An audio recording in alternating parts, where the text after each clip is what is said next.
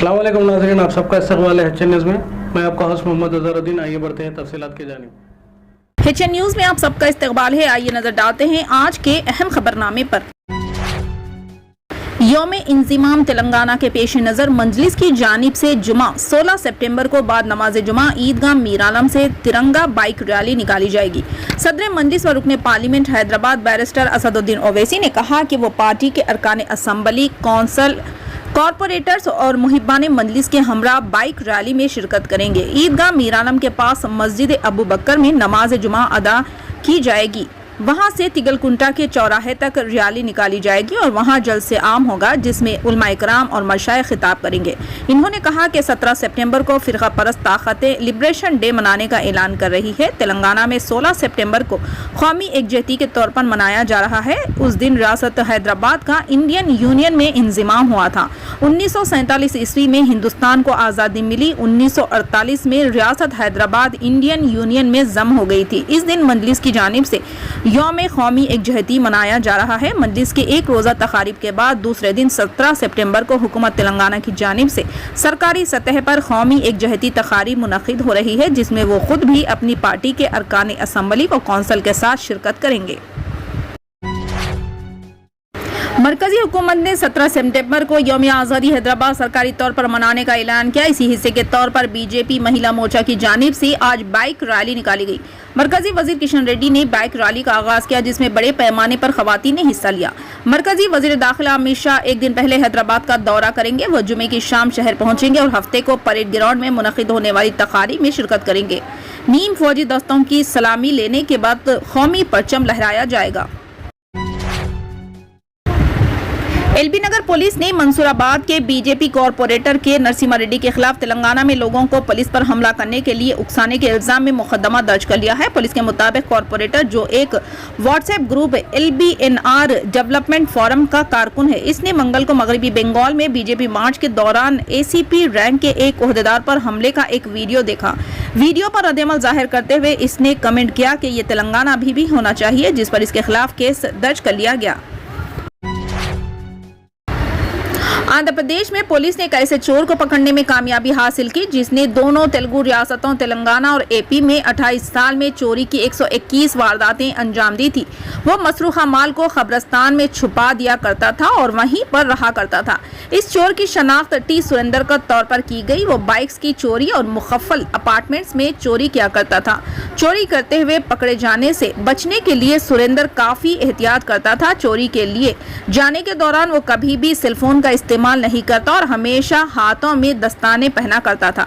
इसने मसरूखा रकम और जेवरात को छुपाने के लिए कब्रिस्तान का इंतखाब किया था, जहां उसने एक गड्ढा खोदा रखा था। इस गड्ढे में वो ये माल रखता था। इसके मुकम्मल मसरूखा माल की मालियत 21 लाख रुपए है, जिसमें मसरूखा जेवरात भी शामिल है।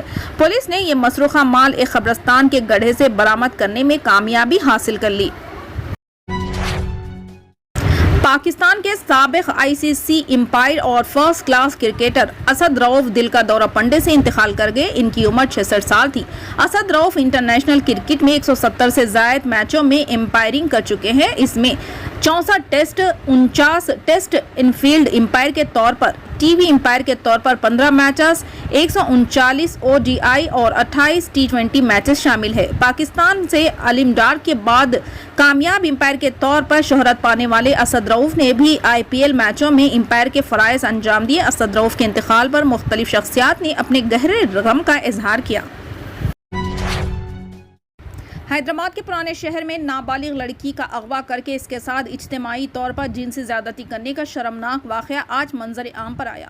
ज़राए के मुताबिक इस महीने की 12 तारीख को दबीरपुरा पुलिस स्टेशन के हुदूद से नाबालिग लड़की दो नौजवानों ने कार में अगवा कर लिया। वो इसे नामपल्ली में वाक़ एक लॉज में ले गए, जहाँ लड़की के हाथ पर नशा आवर इंजेक्शन देकर इसे बेहोश कर दिया। मालूम हुआ कि नौजवानों ने इसके साथ 2 दिन तक जिनसी ज़्यादती की।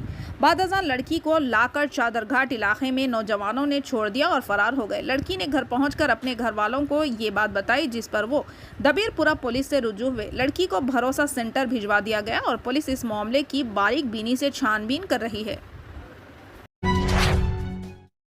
उत्तर प्रदेश के सरकारी हॉस्पिटल्स के नामबंदी के साथ उर्दू जुबान में भी तहरीर करवाने का हुक्म देने पर खातून ओहदेदार तबस्सुम खान के खिलाफ योगी हुकूमत ने कार्रवाई की है। महकमे सेहत की joint director doctor Tabassum Khan को फराइज में लापरवाही बरतने के इल्जाम में मुअत्तल किया गया। वाज़ेह है कि खातून ओहदेदार ने अहकाम जारी किए थे कि सरकारी हॉस्पिटल्स के नाम के साथ मेडिकल ओहदेदारों और मुलाजमीन के नाम और उनके ओहदेबंदी के साथ साथ उर्दू में भी तहरीर किए जाए। उर्दूदान तबका जहां इस इक़दाम पर खुश था, वहीं गोदी मीडिया इसे बढ़ा चढ़ा कर पेश कर रहा था। अब इतलात मिली है कि हुकूमत ने इस ओहदेदार को मुअत्तल कर दिया है। डॉक्टर तबस्सुम खान पर इल्ज़ाम है कि उन्होंने हुक्मनामा जारी करने से क़ब्ल महकमे सेहत के आला ओहदेदारों से मशवरा नहीं किया था और ना ही इसकी क़ब्ल इस वक्त इत्तला दी थी। हिंदुस्तान में जहेज एक वसी पैमाने पर फैली हुई समाजी बीमारी है। बेटियों की शादी गरीब वालिदैन के लिए एक डरावना ख्वाब है। इसकी वजह से इनमें से बहुत से लोगों ने सऊदी अरब और दीगर खलीजी ममालिक में काम के मौके तलाश किए हैं। दिल्ली की आज़ाद मार्केट के रिहायशी 60 साला बीमार और फौली से मुतासिर अशरफ अली को इतवार को बेहोशी की हालत में वतन वापस लाया गया, जो बेटियों की शादी और जहेज के लिए वालिद की जद्दोजहद की मिसाल है।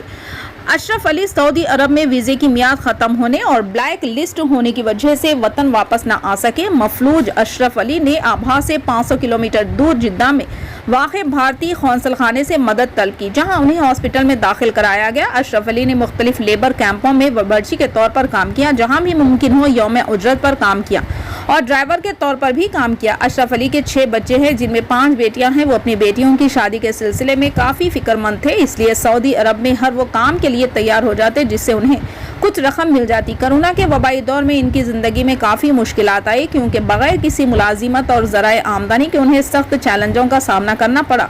इनके रहायशी वीज़ा अकामा की मियाद ख़त्म हो गई और इनके अजर ने इन पर काम के मुकाम से फ़रार होने का इल्ज़ाम लगाते हुए हरूब लगा दिया, जो सऊदी अरब में एक गैर मुल्की वर्कर की ज़िंदगी को मफलूज कर देता है। हरूब स्टेट्स गैर मुल्की मुलाजिमीन की मुल्क से रवानगी को रोकता है और बैंक अकाउंट समेत तमाम रसाई को रोकता है। अकामा की मियाद ख़त्म होने और हरूब लगने के साथ ही बीमार अशरफ अली खुद को मसाइल के जाल में घिर गए और इनका ब्लड प्रेशर बढ़ गया और इस तरह वो फालिज से मुतासिर हो गए।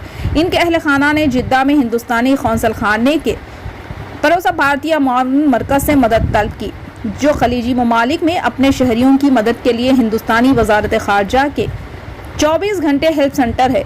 हिंदुस्तानी ओहदेदारों नमुरायन मीना और कौंसलेट के रजाकार अशरफ ने तकरीबन 2 महीने काम करके मुख्तलिफ सऊदी हुकूमती इदारों का दौरा किया, ताकि हरूब को मनसूख किया जा सके और हिंदुस्तान वापसी के लिए एग्जिट क्लियरेंस हासिल की जा सके। आखिरकार अशरफ अली को दिल्ली वापस भेज दिया गया।